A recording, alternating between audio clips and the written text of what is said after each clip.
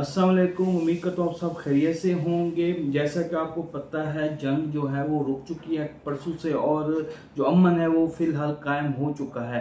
मेरे अगर आप पिछले वीलॉग्स देखें सुने तो मैंने इस जंग, लोग तो कहते वर्ल्ड वार हो जाएगी, लेकिन मैं इसी चीज़ पे था कि ये जो जंग आगे नहीं बढ़ेगी। ख़ास तौर पे जब अमेरिका ने बमबारी कर दी थी, लिमिटेड बमबारी कर दी थी, उसके बाद चांसेस नहीं थे। और दूसरा, मैंने आपको बताया था कि जो चाइना है और रशिया है वो भी इस जंग के अंदर नहीं कूदना चाहते। अगर चाइना और रशिया इस जंग के अंदर कूदते तो इस जंग को जो है, ये जंग जो है वो तूल अख्तियार कर जाती। लेकिन ईरान को जो चाइना और रशिया की तरफ से कोल्ड शोल्डर दिखाया गया और उनको बताया गया कि ऐसे हालात अब नहीं है कि हम इस जंग के अंदर कूदें, जिसकी वजह से ईरान भी बैकफुट पे आया और अमेरिका ने भी और इसराइल ने भी देखा कि ईरान काफ़ी नुकसान कर चुका है इसराइल का, तो वो भी बैकफुट पे गया और यूं एक अमन का जो मुआहदा है वो दोनों में तय पाया। अब देखते हैं ये आगे कब तक चलेगा।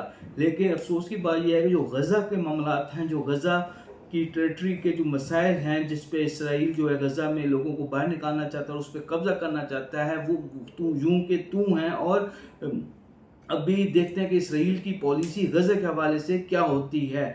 दूसरा, ये तो इंटरनेशनली तौर पे जो चीज़ें होती मैंने आपको बताई। दूसरा, पाकिस्तान के अंदर भी पिछले 2-4 दिन से जो करप्शन है, वो करप्शन की जो कहानियां हैं वो मंजर आम पर आ रही हैं। मैंने लास्ट व्लॉग में आपको जैसे कि बताया था कि एलआईसी उठाने पे 23 अरब रुपया लगा दिया पंजाब गवर्नमेंट ने, तो उसी तरह अब भी टोटल 10 खरब की करप्शन जो है पंजाब गवर्नमेंट, जो फॉर्म 47 की गवर्नमेंट है, उसकी सामने आ रही है। और पीटीआई ने इस करप्शन को, जो इसकी जो चीज़ें तफसीलात जो चीज़ें सामने आ रही हैं, इसको नैब में चैलेंज करने का भी अंदिया दिया है और नैब में जाने का भी अंदिया दिया है। इनकी अपनी गवर्नमेंट है, नैब में जाने से होगा तो कुछ नहीं, लेकिन एटलीस्ट जो चीज़ें हैं वो हाईलाइट होंगी, मीडिया पे आना शुरू होंगी और जो करप्शन जो हो रही है शायद वो रुक जाए या कम हो जाए। दूसरा, सिंध गवर्नमेंट के भी जो ऑडिट रिपोर्ट जमा हुई है उसके अंदर भी 97 अरब रुपए की जो करप्शन है वो सामने आई है। और जो 97 अरब रुपया जो यूटिलाइज हुआ है तरक्याती कामों पे या डिफरेंट जगहों पे, वो उसको क्लियर नहीं कर सकी, उसको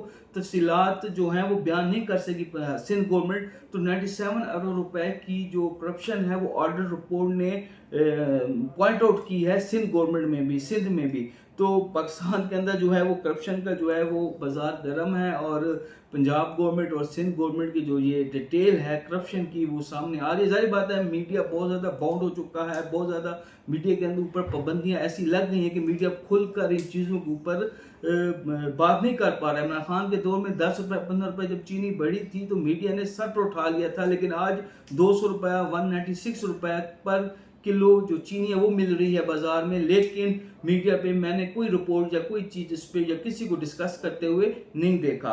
दूसरा, सरदार तनवीर अलियास जो कि वज़ीर आज़म रह चुके हैं कश्मीर के, आज़ाद कश्मीर के, वो पीपल्स पार्टी में शमूलियत अख्तियार उन्होंने कर ली है फ़िरार तरपोर से मिलके साथियों समेत, और उसका जो बाकायदा ऐलान है वो चंद रोज़ में होगा।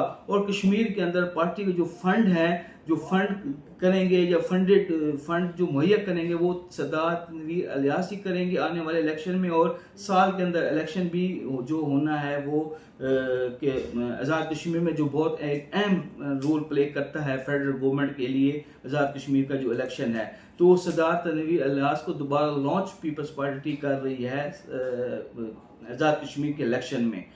उम्मीद करता हूँ वीडियो जो है वो पसंद आई होगी। शुक्रिया।